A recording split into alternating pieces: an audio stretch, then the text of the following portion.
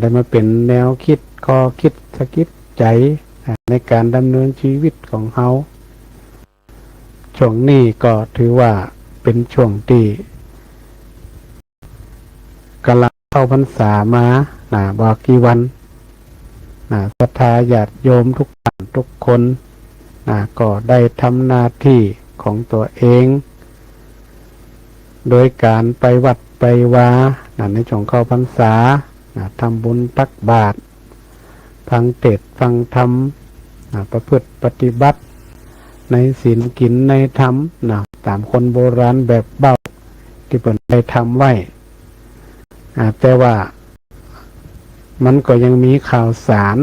วงการพระสงฆ์องค์เจ้าหลายเรื่องหลายข่าวด้วยกันที่ออกมาศรัทธาก็ช่วยกันพินิจพิจารณาเอาเป็นเรื่องของส่วนบุคคลไม่ได้เป็นเรื่องของส่วนรวมทั้งหมดหลายข่าวข่าวแต่ผ่องป้อมผ่องจริงบ่จริงบ่หัวมันช่วงเทศกาลเข้าพรรษามันก็จะเป็นอย่างเงี้ยมันถึงข่าวสารเกี่ยวกับพระสงฆ์องค์เจ้ามันถึงมีมาตลอดศรัทธาก็ฟังหูไหวหูคนโบราณเป็นว่าไหวจะอั้นดูข่าวเสพข่าวก็ต้องระมัดระวังมีหลายท่านหลายคนมีการคอมเมนต์ว่าบดีไปวิพากษ์วิจารณ์โดยที่แบบมีข้อมูลเท็จจริงอันนี้ก็ถือว่าเป็นสิ่งที่ดีคือสติกันเขาก็ต้องดูข่าวรู้อย่างข้อมูลคือมันเท็จจริงขนาดไหนก่อนช่วงนี้กำลังเข้าพรรษาเพราะหลายครั้งหลายปีที่ผ่านมาก็มีลักษณะอย่างเงี้ยศรัทธาศรัทธาโยมคิดว่าชาวพุทธเขาเนี่ยคงจะเข้าใจในเรื่องของพระสงฆ์องค์เจ้าของเทศกาลต่างก็คงจะเข้าใจว่ามันมีเหตุการณ์มันเป็นจะได้พ้องเนาะเขาก็ในฐานะชาวพุทธก็ขอให้ได้ใจสติปัญญาพิจารณาในการเสพข่าวเกี่ยวกับพระสงฆ์องค์เจ้าเขาที่จะได้ช่วยกันรักษาพระพุทธศาสนาอันไหนที่มันบ่ดีเขาก็เอาออกไปอันที่มันก็รักษาไว้ก็เป็นเสมือนหนึ่งครับของอันยังกระจ่างเด้อถ้าของดีๆเขาต้องเก็บไว้เนาะถ้าของดีเขาต้องเมาอีกเอาออกไปอย่างแยกกันอันนี้ก็ช่วยกันดูแลต่อไป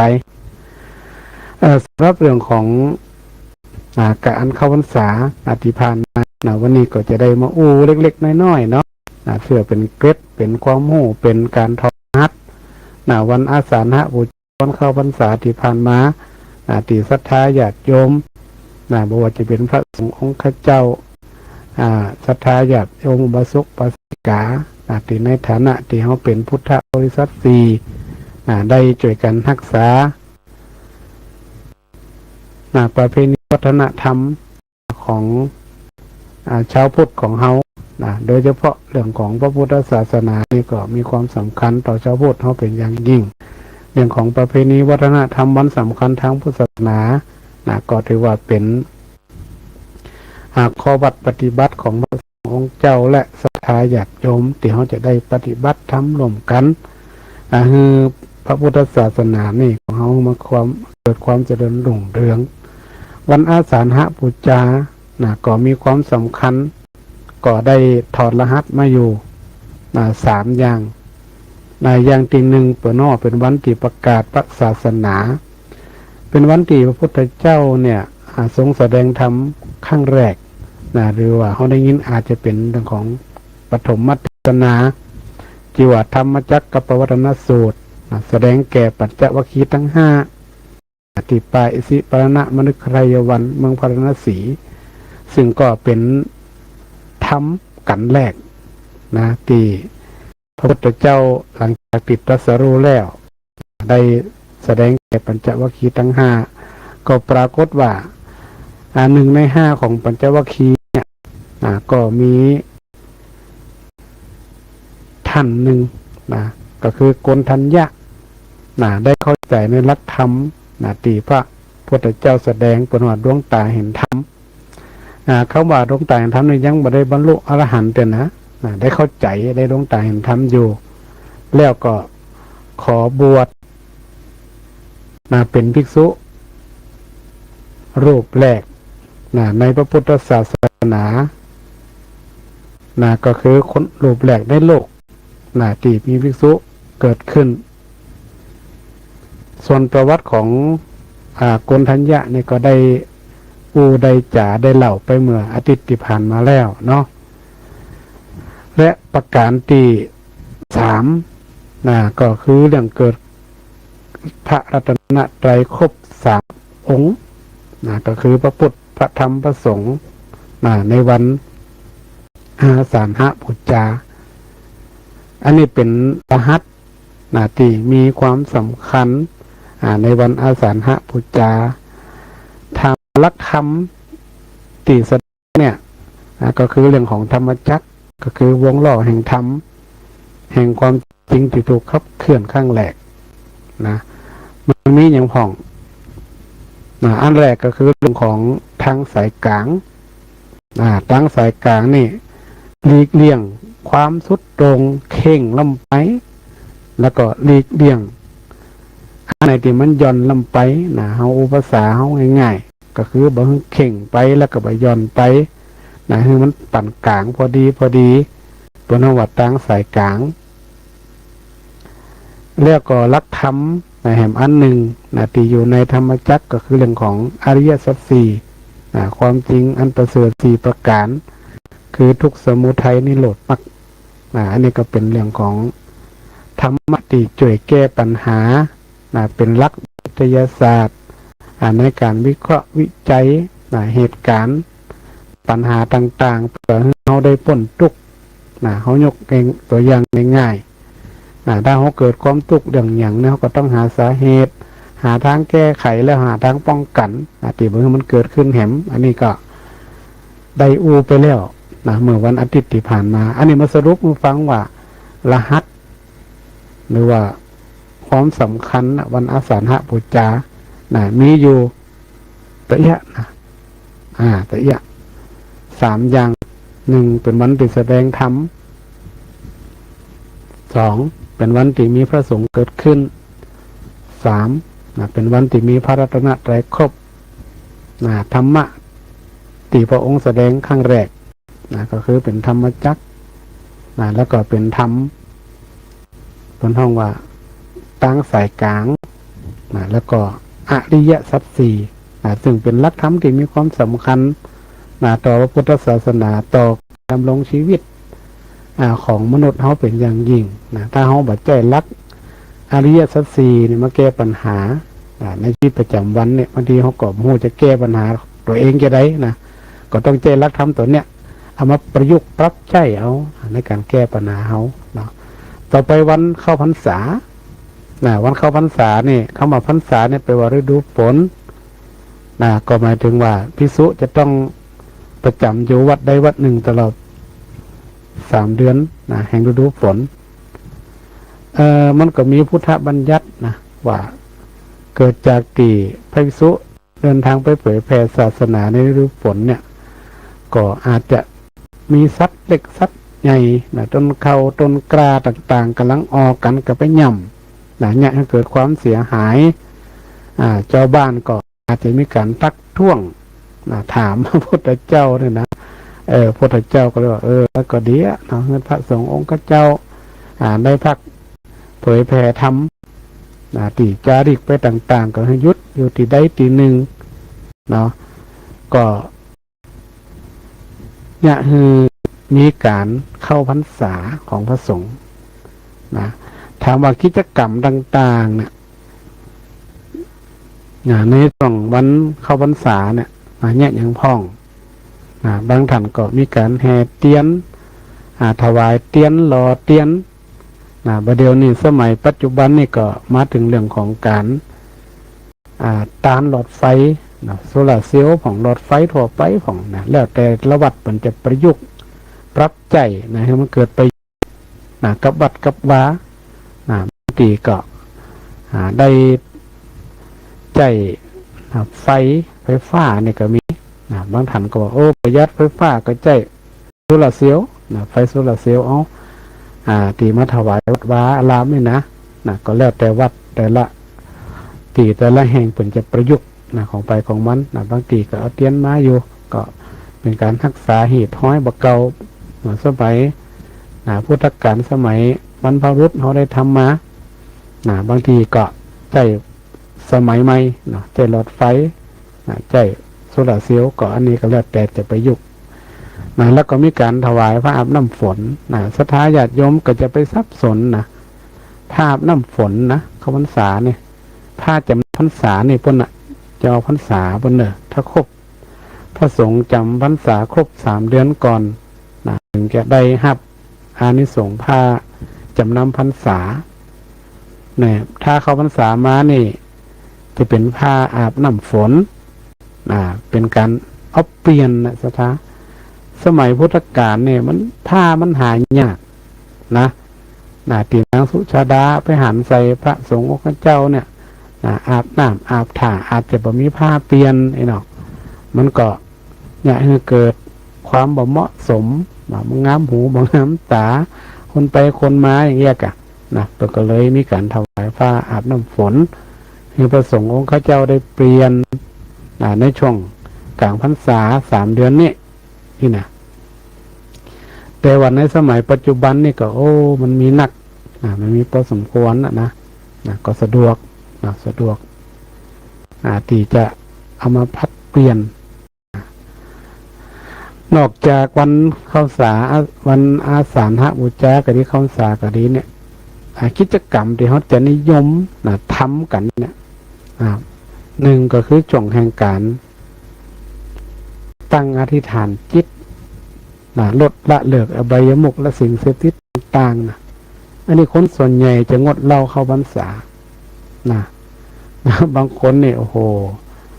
ก่อนจะถึงเข้าพรรษานี่ฉลองแห่น้อยเนี่ยมาได้ปวนพรรษาไปฉลองแห่งกรรมความจริงถ้างดได้ตลอดก็ดีเพื่อสุขภาพของเขาแต่เขาอาจจะเบาลงก็ได้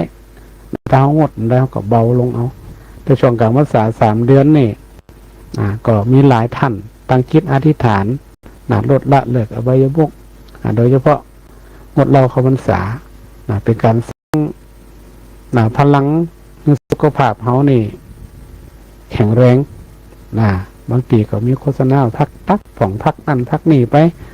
แต่ลักๆแล้วก็คือรักษาสุขภาพเขานั่นเองก็อนุโมทนากับศรัทธาญาติโยมที่สามารถที่งดเหล้าเข้าพรรษาได้3 เดือนถ้าจะให้อนุโมทนานักๆนี่ยาวไปเลยหลวดยาวไปเลยหมดไปเลยก่อยลดลงเขาในเมืองลด3 เดือนได้ต่อไปเขาก็ต้องลดลงเลยมันจะลดจำนวนคนต้องลดปริมาณลงขึ้นได้บางคนก็ว่าเล่นกันลดคนแต่ก็ถ้าเขาทำได้ก็ถือว่าเป็นสิ่งที่ดีต่อสุขภาพของเขาเองเพราะว่ามันก็มีประโยชน์อย่างถ้าเขามองกับมีประโยชน์อย่างกับร่างกายอันพวกอบายมุขทั้งหลายเนี่ยยิ่งเข้าไปสัมผัสเนี่ยก็จะยิ่งทำให้เขาแย่เรื่อยๆเขาสังเกตต่อเก่าแล้วกันถ้าเขาว่าอบายมุขนี่ถ้าไปสัมผัสเนี่ยมันกลายเป็นว่าเนี่ยเขาแย่ลงบ่ได้ดีขึ้นอันไหนที่เป็นอบายมุขเนี่ยก็ไม่ต้องขยายความว่าอบายมุขคืออย่างผ่องเขาก็ลองไปศึกษาดูใน TikTok ดูในสื่อโซเชียลก็ได้พิมพ์ง่ายๆพิมพ์เข้าไปอบายมุขเนี่ยเดี๋ยวมันขึ้นมาหมดมีอย่างผ่องเขาหู้กันอบายมุขผ่องกลมต้องขยายความรวมถึงสิ่งที่ต่างๆเนี่ยเขาเคยสัมผัสเคยทำมาก็พยายามมันลดลงก็ดีมันดีต่อตัวเขามันดีต่อครอบครัวมันดีต่อคนรอบข้างเนี่ยมันก็จะเป็นประโยชน์มหาศาลและกิจกรรมที่สำคัญก็คือเรื่องการทำบุญตักบาตรฟังธรรมรักษาศีลบางท่านก็อาจจะรักษาศีล 5บางท่านก็รักษาศีล 8ความจริงถ้าได้ศีล 5ก็โอเคศีล 5ก็เอาบ่ต้องถึง8ก็ได้ศีล 5ก็ได้แต่บางวัดก็ยังมีการรักษาศีล 8อยู่บางวัดเป็นมีกิจกรรมรักษาศีล 8บางวัดเพิ่นก็ยังไปนอนวัดนอนวาอยู่ไปนอนวัดนี่เปิ่นรักษาศีล 8 นะอันนี้ก็แล้วแต่วัดแล้วก็แล้วแต่ศรัทธาญาติโยมที่เขาจะมีจิตที่จะมีความตั้งใจในการรักษาศีลหยังเนาะแล้วก็ที่สำคัญแห่งอันหนึ่งกิจกรรมที่เขาทำการทำวัดสวดมนต์ฝึกสมาธิเจริญภาวนาตลอด3 เดือนหรือตลอดไปก็ได้นะหันมีศรัทธาญาติโยมหลายท่านหลายคู่หลายคนเนี่ยผมจะทำวัดสวดมนต์ตลอดนะตลอดไม่ใช่ตลอดพรรษาตลอดปีนะวันพระวันศีลมากก็ทำวัดสวดมนต์หนังสมาธิตลอดอันนี้จะเป็นสิ่งที่ดีนะมันจะได้เนี่ยเฮาเนี่ยได้มีจิตที่สงบสงบนิ่งนะเพราะนั้นเรื่องของการฝึกจิตภาวนาเนี่ยการทำวัดสวดมนต์การเจริญสมาธิหรือการปฏิบัติธรรมก็แล้วแต่วัดไหนจะปฏิบัติเขาปฏิบัติเองก็ได้ที่บ้านนะบางทีเขาสะดวกมาวัดกับปฏิบัติเองนะจะสวดมนต์เหมือนก็บอกว่าเหมือนปฏิบัติธรรมขนาดไหนอย่างน้อยที่สุดก็วันหนึ่งเขาทำสัก5 นาที10 นาทีก็ยังดีนะดีกว่าที่เขาไม่ได้ทำอันนี้ก็ถือว่าเป็นกิจกรรมดีมีความสำคัญในวันสารหปุจจาและวันเข้าพรรษาช่วง3 เดือนนี้นะแล้วก็หลายท่านอาจจะถามเหมือนกันนะว่าช่วงเข้าพรรษานะทุกเจ้าจะไปข้างคืนที่อื่นได้ก่ออีนะความจริงแล้วเนี่ยพระพุทธเจ้าก็มีข้อยกเว้นหรือว่าเป็นทรงอนุญาตมีข้อยกเว้นอยู่นะที่ว่าไปนอนไหนมันได้เลยไหนศรัทธาแต่ก็ต้องมีความจำเป็นมีความจำเป็นนะ1ถ้าไปดูแลคนป่วยเจ็บเป็นเย็นอุ่นเนี่ยเป็นป่อเป็นแม่เป็นภิกษุเปื่อนสาธมิกก็ดีเนี่ยบสบายเนี่ยก็สามารถที่จะไปดูแลได้นะผลก็มีข้อยกเว้นอยู่โดยเฉพาะป่อแม่นี่พระพุทธเจ้านี่พระองค์ผลให้ความสำคัญกับป่อกับแม่ขนาดพระมารดาหรือว่าแม่ของพระพุทธเจ้าเนี่ยสวรรคตไปอยู่บนสวรรค์นะพระพุทธเจ้าก็ยังตัวไปเตะทำบนสวรรค์จันดาวดึงบนสถาเนี่ยเป็นให้ความสำคัญนะเป็นถือว่าพ่อแม่นี่เป็นผู้ที่มีพระคุณสูงสุดของเขาถ้าเจ็บเป็นยินอุ่นมันจำเป็นก็ต้องไปมันมีไผ่เดี๋ยวกับทุเจ้าอะไรปีน้องก็อยู่คนตีคนต่างคนแห่งป่องก็อยู่ต่างจังหวัดไปทำการทำงานที่อื่นหมดทุเจ้าก็จะเป็นต้องไปอันนี้เป็นก็อนุญาตหรือจะเป็นคนนักบวชด้วยกันไปสุสามเณรไปห้องบ้านไม่ใส่ไปเฝ้าเนาะก็จำเป็นนะพระเจ้าก็ไปเฝ้าได้อันนี้ก็เป็น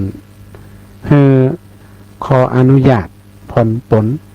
พ่อแม่หรือว่าเพื่อนสาธมิกต่างๆเนี่ยมันก็มีข้อยกเว้นกันไปดูแลรักษาตอนเจ็บเป็นตอนป่วยเนี่ยก็ถือว่ามีความสำคัญโดยเฉพาะพ่อแม่เนี่ยมีความสำคัญประการที่2เป็นห้องว่าไประงับสมมุติว่ามีพระเจ้าเป็นใครซึกพระเจ้าก็สามารถไปช่วยไปช่วยบอกกล่าวเนี่ยนำระงับเหตุใดอันนี้ก็ได้อยู่เพราะว่าบางทีมันใครซึกโดยอารมณ์ชั่ววูบเนี่ยพระเจ้าก็อาจจะไปห้ามไปบอกแนะนำให้ได้สติคืนมาเนาะว่าจะไปฝังซึกแต่อย่างอันนี้ก็ว่ากันไปนี่เพื่อก็ยังมีข้อยกเว้นได้แล้วก็ไปคิดธุระของคณะสงฆ์อันนี้สำคัญเนี่ยศรัทธาญาติโยมทุกวันนี้เนี่ยกับสมัยพุทธกาลมันมีความแตกต่างกันคิดธุระของคณะสงฆ์เนี่ยมันก็มีหลายแบบหลายอย่างจึงวันนี้นอกจากจะเป็นการไปหาอุปกรณ์ต ต่างๆมาซ่อมแซมปะอากุติวิหารเสนาสนะที่มันเกิดความเสียหายก็ที่มันมีความจำเป็นเฮาก็สามารถไปได้ที่มันมีความจำเป็นรวมถึงกิจ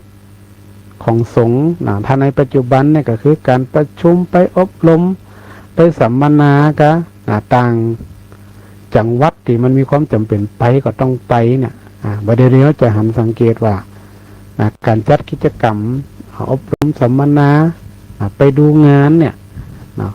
มันก็ถือว่าเป็นงานของคณะสงฆ์ส่วนหนึ่งไปประชุมอย่างนี้นะก็สามารถไปได้นะสถานะอันนี้มันเป็นยุคสมัยใหม่เหมือนสมัยพุทธกาลเนาะสมัยพุทธเจ้าเนี่ยก็อาจจะมีนะประชุมคณะสงฆ์ต่างจังหวัดที่คงมีนะแต่ว่าสมัยปัจจุบันเนี่ยมันมีละมันมีแล้วก็แห่งประการหนึ่งก็คือการไปฉลองศรัทธาถ้าภาษาง่ายๆก็คือว่าไปหับกิจนิมนต์เปิดนิมนต์ไปปนเนอร์ไปแสดงธรรมปุ้นต่างจังหวัดกรุงเทพปุ่นนิมนต์ไปฉันเพลเด้อกรุงเทพมันมาถึงกันสถาอันนี้เป็นเกาะมีข้อยกเว้นได้ไปเพื่อเฉลิมฉลองศรัทธาที่เป็นนิมนต์ไปนี่ไปได้นะแล้วก็เป็นกบอกว่าต้องได้นิมนต์แต่นะมันจะไปเลยนิ่มใจนะถ้าได้รับได้นิมนต์แต่นี่ไปได้นะหรือว่าอาจจะมีเหตุฉุกเฉินเกิดภัยพิบัติต่างๆก็สามารถที่จะไปข้างคืนอื่นได้รถสมมติน้ำท่วมเกิดอุบัติเหตุกลางตางไม่จำเป็นต้องไปนอนโรงพยาบาลในช่วงกลางวันสายเนี่ยอันนี้ก็เป็นเหตุสุดวิสัยต้องไปได้นะสถาจะไปเข้าใจว่าตรงกับไปนอนวัดนี่ก็เหมือนใจสมมติน้ำท่วมหรอโจรปล้นโจรบุกเข้ามาอย่างนั้นนอนวัดทันบ่ได้ก็จะเป็นก็ต้องนอนที่อื่นหรือว่าเกิดสัตว์ร้ายเสือกาที่มันเข้ามากวนสมัยเดียวคงมีสมัยพระพุทธเจ้าแต่อาจจะมีอยู่สัตว์ร้ายเข้ามารบกวนเนี่ยอยู่บ่ได้ก็ต้องขยับขยายง่ายไปอยู่ทางตีหนึ่งอันนี้มันก็เป็นเหตุตีพระพุทธเจ้าเป็นทรงยกเว้นหรือว่าทรงอนุญาตตีตรงกลางพรรษาถ้ามันมีเหตุจำเป็นโดยเฉพาะเหตุฉุกเฉินภัยพิบัติต่างๆมันอาจจะเกิดขึ้นได้นะเขาจะหันว่าแต่ละวัดแต่ละวาบางทีก็น้ำท่วมผ่องเนาะไฟไหม้วัดผ่องอย่างห้องต่างๆถ้ามันแบบสามารถจะอยู่ที่หันได้เนี่ยก็ต้องไปอยู่ทางตีหนึ่งรวมถึงอุบัติเหตุต่างๆถ้ามันเกิดขึ้นในช่วงกลางพรรษาเนี่ยก็สามารถที่จะไปพักที่อื่นได้อันนี้เป็นห้องว่าเหตุจำเป็นตีเป็นข้อยกเว้นในช่วงกลางพรรษาที่พระสงฆ์องค์ข้าเจ้านี่ก็สามารถที่จะไปพักที่อื่นได้เพราะฉะนั้นศรัทธาญาติโยมทุกท่านทุกคนเนาะเราก็ต้องเข้าใจด้วยนะบางทีว่ากลางพรรษาเนี่ยทุกเจ้าไปไหนมาได้ศรัทธาบางคนก็เข้าใจจะอันเด้อไปไหนมันได้ไปได้แต่ก็ต้องมีเหตุจำเป็นอย่างที่กล่าวมาเนี่ยแต่ถ้าเป็นเหตุอื่นๆถ้ามีความจำเป็นมันก็ต้องแจ้งเจ้าวาดหรือแจ้งผู้บังคับบัญชาที่มันมีเหตุจำเป็นแต่นอกจากที่ว่ามันอยู่ในข้อยกเว้นนี่ก็ต้องขออนุญาตบอกกล่าวกันถ้ามันมีความจำเป็นจริงๆก็คิดว่าในช่วงกลางพรรษาเนี่ยส่วนใหญ่พระสงฆ์พระเจ้าเขาก็บอกใครได้ไปไหนจะอยู่กับวัดกับวาเนี่ยมันก็ได้ไปไหนตัวได้เพราะว่ามันเป็นช่วงเวลาที่ถือโอกาสเขาจะได้มีเวลาในการทบทวนท่องอ่านเขียนเรียนหนังสือให้มันได้เข้าใจได้คันฝึกฝนตัวเองเห็นโดยเฉพาะพระใหม่เน้นใหม่ที่เข้ามาบวชจะต้องฝึกท่องฮัดเต็ดธรรมบ่องฮัดสวดมนต์บ่องห้องฮัดวิธีกรรมต่างๆบ่องเนี่ยมันก็จะมีอยู่อันนี้มันเป็นสิ่งที่ต้องศึกษา นะต้องศึกษาต้องเข้าใจศรัทธาก็ต้องเข้าใจด้วยมันจะว่าไปไหนมันได้อะเดี๋ยวนี้กลางพรรษาตัวเช่าจะไปหาเวลาไหนก็ได้เนี่ยบัดใจนะไปได้แต่ข้างคืนก็ถ้ามีความจำเป็นอย่างที่กล่าวมาเนี่ยเนิ่งศรัทธาญาติโยมแล้วก็วันนี้นะเป็นวันที่ตังวัดบ้านไห่ศิลาทองนะได้เปิดศูนย์วันอาทิตย์บางท่านอาจจะโอ้กระหาเปิดอีนะความจริงแล้วเนี่ยเขาตารางเปิดเมื่อเดือนกรกฎาคมละแต่ว่าติดงานหลายปีก็เลยมาเปิดวันนี้เป็นวันแรกก็ได้ให้ความเมตตาจากหลวงพ่อจังหวัด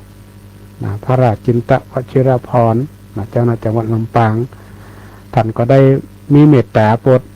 มาเยี่ยมมาโปรดลูกหลานพระเห็นเด็กละอ่อนมาเยี่ยมเพื่อกำลังใจวันนี้ก็ถือโอกาสเป็นวันมงคลของศูนย์วันอาทิตย์วัดบ้านไห่ศิลาทองเขาเป็นมงคลที่ได้เปิดวันแรกตอนนี้ก็ได้มีกิจกรรมเล็กๆน้อยๆให้ละอ่อนได้เข้ามาเห็นปีวัดอย่างน้อยที่สุดก็ได้มาไหว้พระสวดมนต์ศรัทธาญาติโยมบ่ต้องไปคิดอย่างหนักไปเอกละอ่อนนี่ครับตั้งแต่ละอ่อนป .1 กันมาละป .1 ป .1 ถึงม .3 เพื่ออันยังเพื่อว่าอยากให้ละอ่อนได้ซึมซับได้เข้าใจในวิถีความเป็นพระพุทธศาสนาอย่างน้อยก็ได้มาสัมผัสพระรัตนตรัยไหว้พระสวดมนต์นั่งสมาธิทำกิจกรรมได้หูจักพระสงฆ์องค์เจ้าผ่องก็ที่วัดเฮานี่ก็ได้มีหลายอยู่ก็30ผ่องแล้วแต่อันนี้เปิดในวัดไม่ได้เปิดในโรงเรียนอันนี้ก็ถือว่าเป็นเรื่องที่วัดบ้านไห่ศิลาทองเขาก็ได้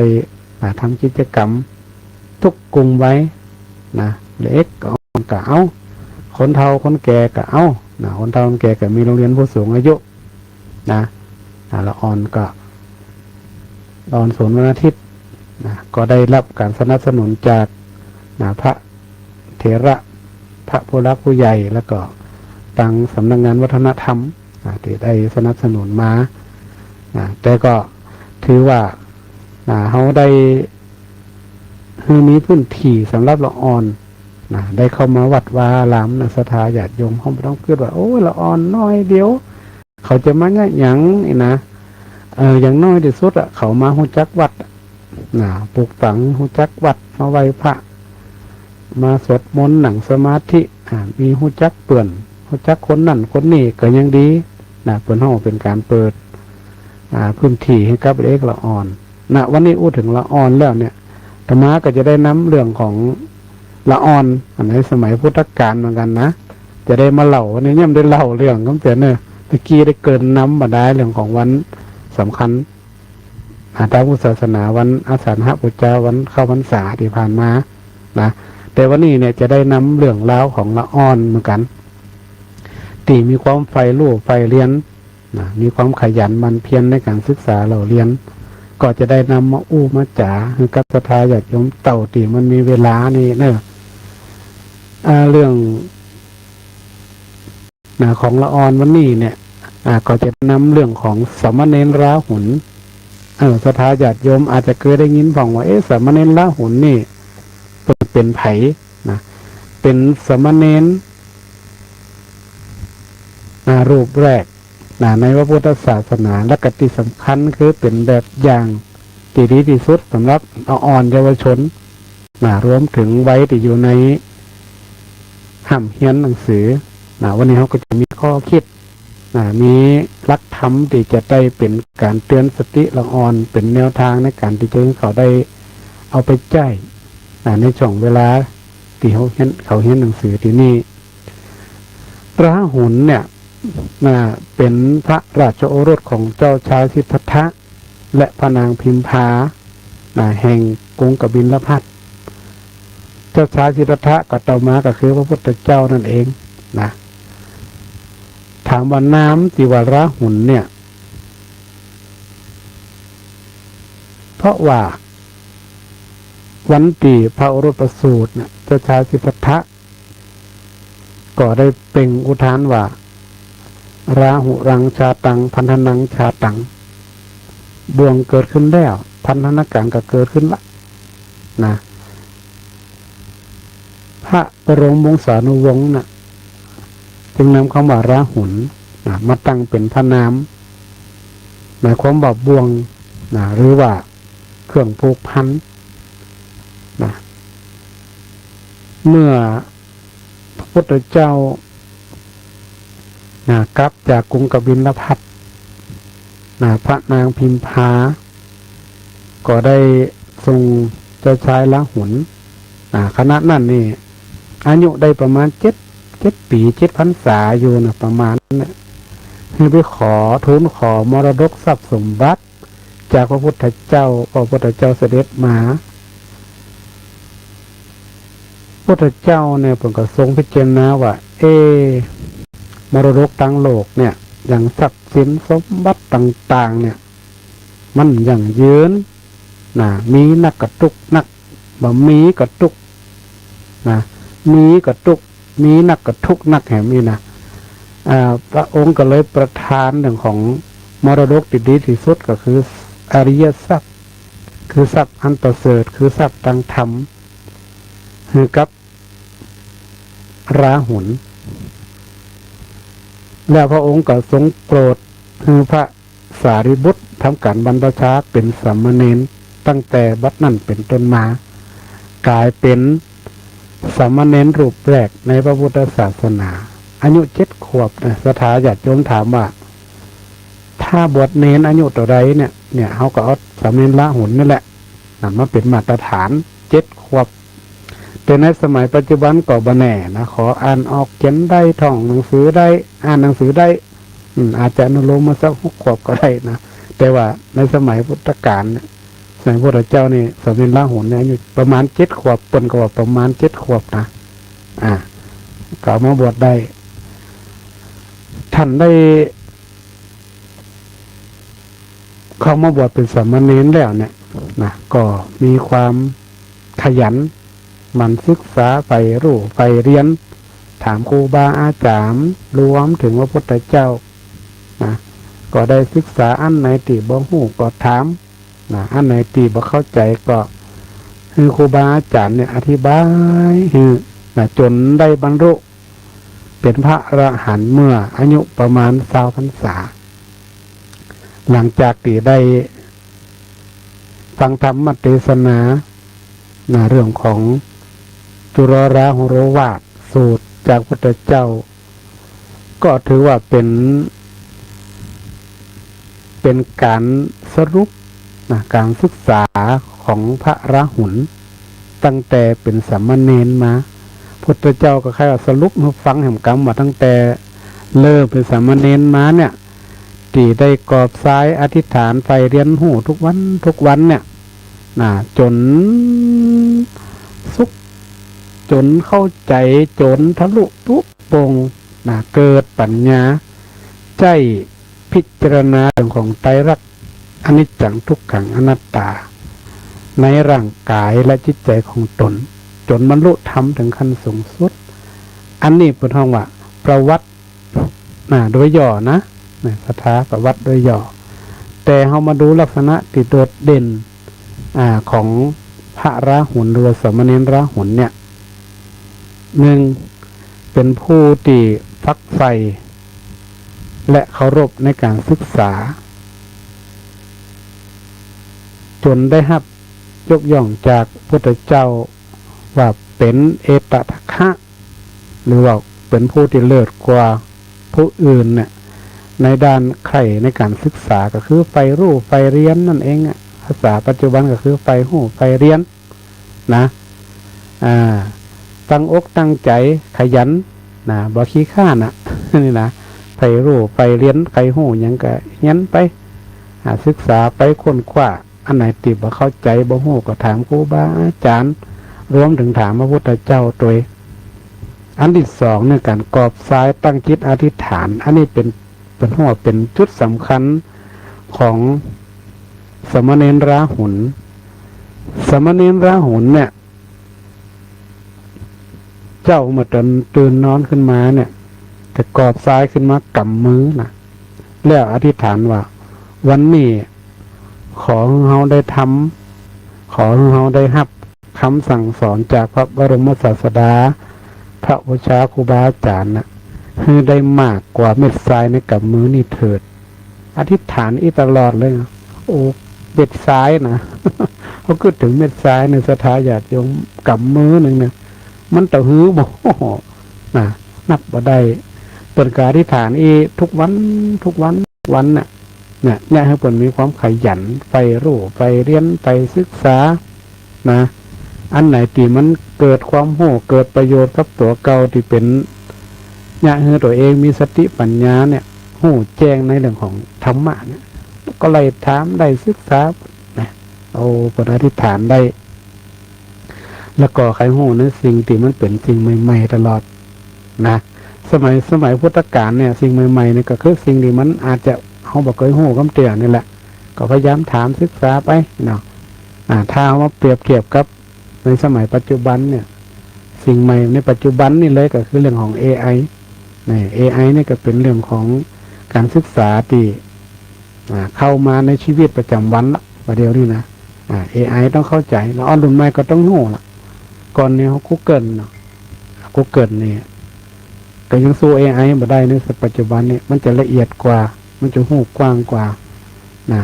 เขาคิดว่า Google นี่คนได้หมดนะแต่ว่า AI เดี๋ยวนี้มันมีหลายตัวมันสามารถค้นคว้าแล้วก็เก่งด้วยนะเก่งสามารถค้นคว้าได้อันนี้เป็นข้อศึกษาสิ่งที่มันเป็น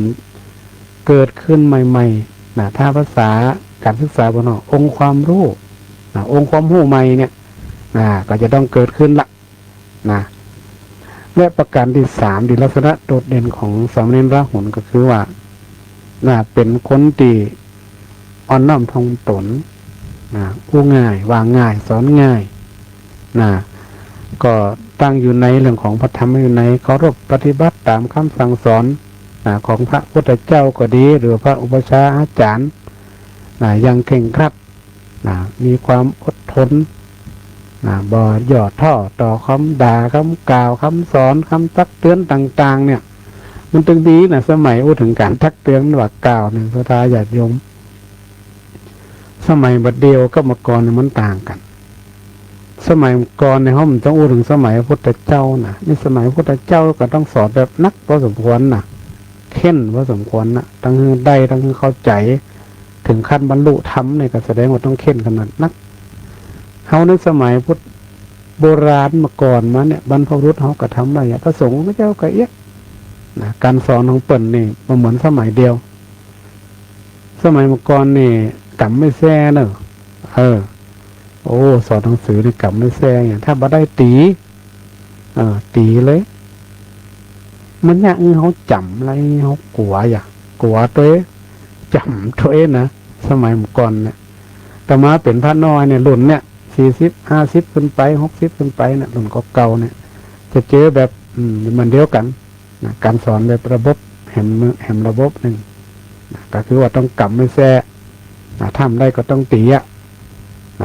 ต้องตีทุกครั้งจะฮัดสวดฮัดเตะฮัดทำฮัดอะไรอย่างก็แล้วแต่ถ้าเป็นสอนแล้วก็ต้องตั้งใจฟังตั้งใจฟังถ้าบอกฟังถ้าเล่นกันอย่างกันนี่มันได้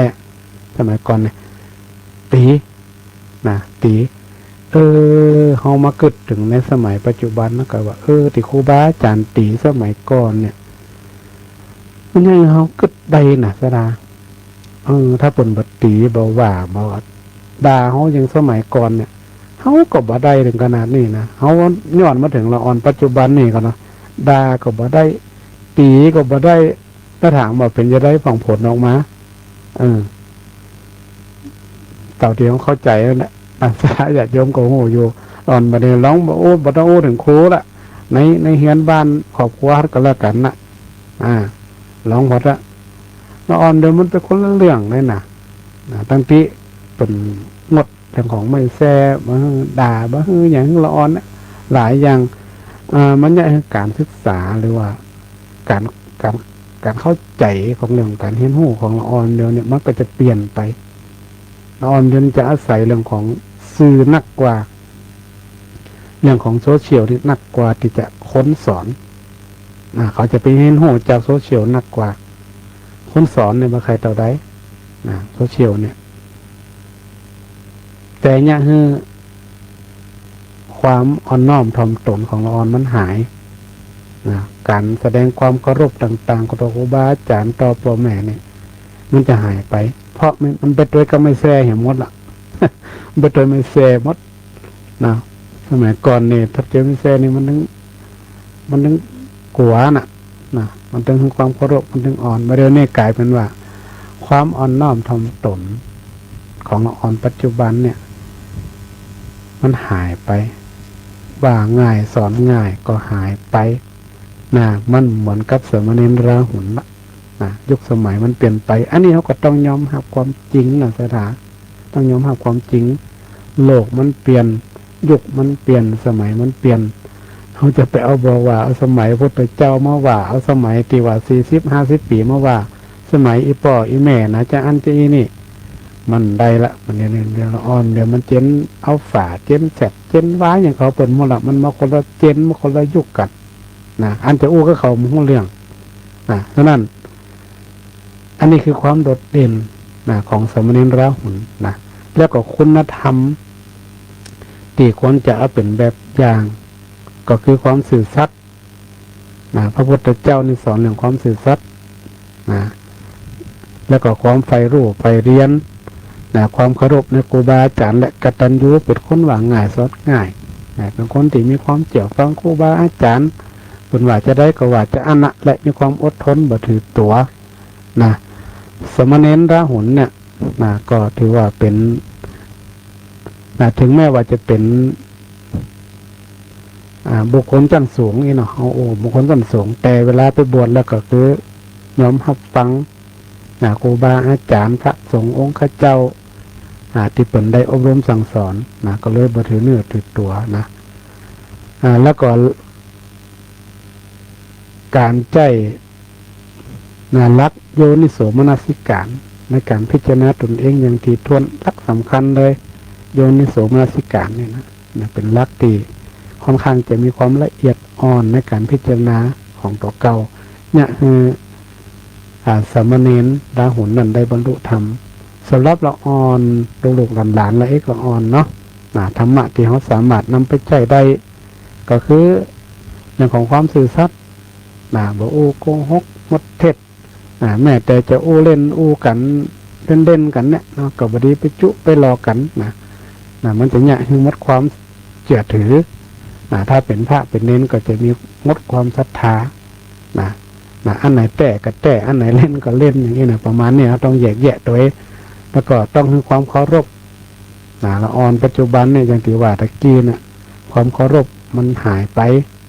แล้วก็การไปรู้ไปเรียนรู้จักศึกษาสิ่งที่เกิดขึ้นในโลกใหม่ๆต้องศึกษาต้องหูต้องเข้าใจหูตันด้วยไม่ใช่กลมกะเล่นอย่างอื่นอย่างเดียวนะเราต้องศึกษาโมนี่ตัวที่มันเกิดขึ้นเนี่ยเป็นความหูใหม่เป็นองค์ความหูที่เขาสามารถที่จะได้ฝึกฝนตนเองได้อันนี้เป็นข้อคิดสำหรับเล็กละอ่อนที่สามารถนำไปปรับใจได้และก็ความอดทนนี่มันเหมือนกับเป็นหลักธรรมที่สำคัญโดยเฉพาะพระภิกษุสามเณรในศรัทธาญาติโยมถ้าแบบมีความอดทนเนี่ยอยู่บ่ได้ยิ่งยุคปัจจุบันเนี่ยสื่อโซเชียลต่างๆจับตาสื่อสิ่งแวดล้อมต่างๆก็จับตามองพระสงฆ์องค์ข้าเจ้ากระดุกกระดิกแทบจะมาได้เลยแก่ไปห่างไปอย่างต่างๆก็คนจ้องคนมองกันบัจเจว่าเป็นคนแปลกๆแต่บางข้างเขาก็ต้องพอด้วยว่ามีความจำเป็นขนาดไหนบัจเจว่าไปพอพระเจ้ามาอย่างนี้มาอย่างเงี้ยจามจะอีอันเนี้ยมันกลายเป็นตีจ้องกับศรัทธาญาติโยมทั้งหมดที่ไหนถ้ามันมีความจำเป็นตัวห้องไปละพระเจ้านี่เพราะนั้นเนี่ยถ้าส่งองค์ข้าเจ้าประเดียวก็ต้องระมัดระวังตัวขึ้นเยอะรวมถึงเรื่องของการประพฤติปฏิบัติเนี่ยมันยากขึ้น ในสังคมโซเชียลดีมันเปิดกว้างกับทุกๆคนเนี่ยนะได้เข้าถึงง่ายได้ถึงที่เขาหันข่าวพระสงฆ์ของข้าเจ้าเนี่ยนะเขาก็ก็คือพระสงฆ์ของข้าเจ้าเขาก็ต้องระมัดระวังตัวอย่าไปประมาทในเมื่อเขาสอนชาวบ้านให้มีสติบ่ให้ประมาทเขาก็ต้องปฏิบัติเป็นตัวอย่างต้องระมัดระวังการประพฤติอันไหนที่มันอย่างเงี้ยเสียให้มันกระทบกับพุทธศาสนาเขาก็ต้องระมัดระวังเอาระมัดระวังเอาอันนี้ก็ถือว่ามันเป็นเรื่องละเอียดอ่อนนะเรื่องของศาสนาก็ละเอียดอ่อนพระสงฆ์องค์พระเจ้าเขาก็อยู่แบบระมัดระวังต้องเข้าใจสังคมที่มันเปลี่ยนเข้าใจสังคมที่มันเปลี่ยนศรัทธาที่มันเปลี่ยนความเชื่อความเคารพนับถือมันก็มีการเปลี่ยนแปลงไปในยุคปัจจุบันนี่มันเหมือนเมื่อก่อนมันเหมือนสมัยพระพุทธเจ้ามันเหมือนสมัยบุญพบุรุษของเขาที่เพิ่นเคยประพฤติปฏิบัติมาหันพระสงฆ์องค์พระเจ้าเนี่ยเงาเพิ่นก็บ่ย่ำนี่ตัวเจ้าเดินมาเปิ่นมาสวนเปิ่นดึงโอ้มาเดียวนี่จนกับจนเลยมาเดียวนี่นะอ่อนยุคใหม่สมัยใหม่เพราะเขาหันซื้อหันข่าวไงหันซื้อข่าวเกี่ยวกับพระสงฆ์องค์พระเจ้าเนี่ยคือละอ่อนหมดเนี่ยเขาก็ได้คิดว่าเขาคิดว่าคนเดียวเนี่ยว่าตัวเจ้าปัจจุบันเป็นจังอี้นะแต่ความจริงแล้วเขาบ่ได้แยกแยะว่าพระสงฆ์เจ้าก็บ่ได้เหมือนกันทุกตนมันก็เหมือนกับคนเขาทั่วไปนี่แหละมันก็ไม่ได้เหมือนเฮากับคนเขาจะไปคิดว่าคนนี้ก็จะเหมือนเฮาคนนั้นก็จะเหมือนเฮามันก็บ่เหมือนบุคลิกอุปนิสัยใจคอต่างๆมันก็มีความแตกต่างกันไปพระสงฆ์องค์ข้าเจ้าก็เหมือนกันมันก็บ่เหมือนกันแต่ละรูปแต่ละตนแต่ละองค์เนี่ยบ่เหมือนกันแนวทางแนวคิดวิธีการปฏิบัติตนก็มีความแตกต่างกันไปมันก็ต้องยืดยุนไปตามยุคตามสมัยเนาะอันนี้ก็ต้องเข้าใจด้วยเนื้อศรัทธาญาติโยมทั้งหลายแล้วก็เรื่องของอริยทรัพย์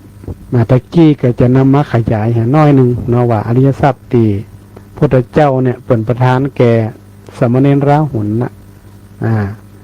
ราหุลก่อนที่จะบวชนะเป็นมอบประธานอริยทรัพย์มันมีอยู่7ประการ1ก็คือศรัทธา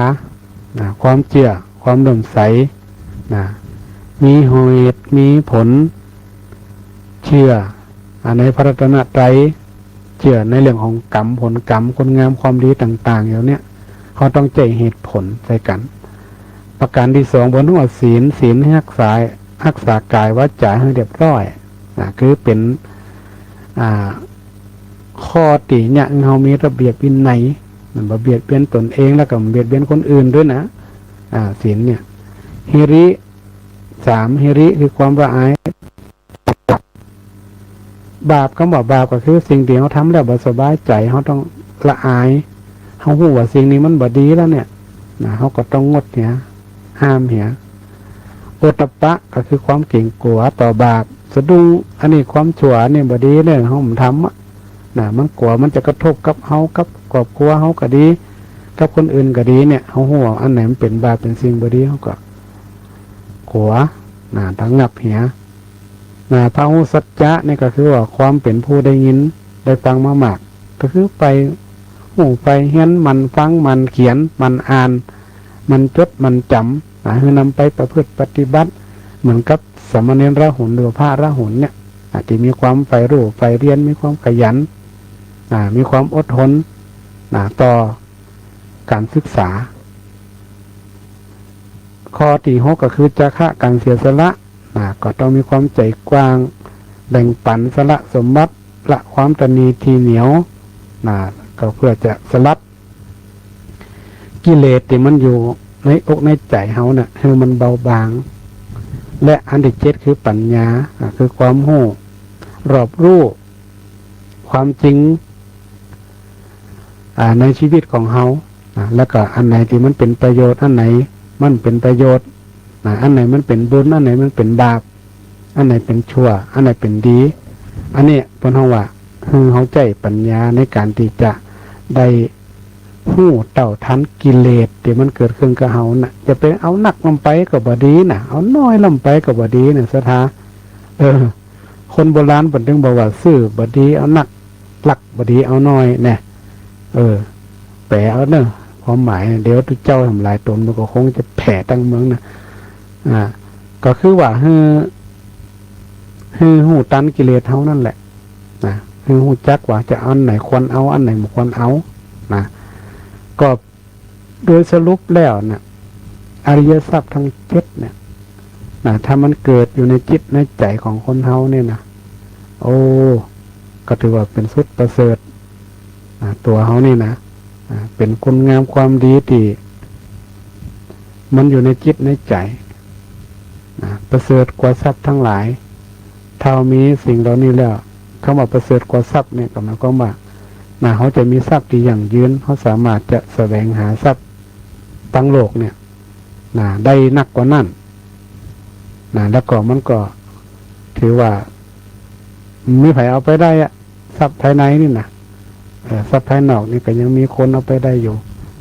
แล้วก็จะติดตัวเขาไปตลอดติดต่อไปตลอดว่าจัดนี่ว่าจัดหน้าว่าจัดไหนอันนี้ถ้ามาถึงถ้าเขาปฏิบัติเขาเข้าใจถึงเรื่องของอริยทรัพย์ทั้งหมดนี่อันนี้เรื่องราวถึงวันนี้เนี่ยเป็นเรื่องของสามเณรละหุนละอ่อนคนหนึ่งนะสถา7 ขวบนะบวชเป็นสามเณรแต่ว่าเรื่องราวเนี่ยข้อเด่นของเปิ่นก็คือเรื่องของการไปรู้ไปเรียนก็ขอฝากกับละอ่อนลูกหลานตันเต้าเล็กละอ่อนทั้งหลายด้วยว่าหน้าที่ของเขาก็คือเรียนหนังสือต้องมันไปรู้ไปเรียนอย่าไปขี้เกียจมันเขียนมันอ่านอันไหนที่มันเข้าใจก็ถามครูบาอาจารย์และอันไหนที่เขาหูบ่แต้เขาก็ถามพ่อถามแม่ถามคนในครอบครัวของเฮาหั่นเพิ่นจะได้มีความกระจ่างและจะได้ความชัดเจนในเรื่องที่เฮาบ่เข้าใจถ้าเป็นเรื่องของธรรมะถ้าไม่เข้าใจก็ถามพระสงฆ์องค์เจ้าครูบาอาจารย์ที่เพิ่นก้อยอบรมสั่งสอนที่เป็นพระสงฆ์องค์เจ้า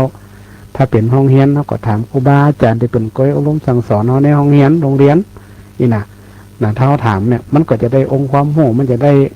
เกิดสติปัญญาให้หนักขึ้นมันก็จะเป็นประโยชน์กับตัวเฮาในอนาคตโดยศรัทธาญาติโยมทุกท่านทุกคนก็พยายาม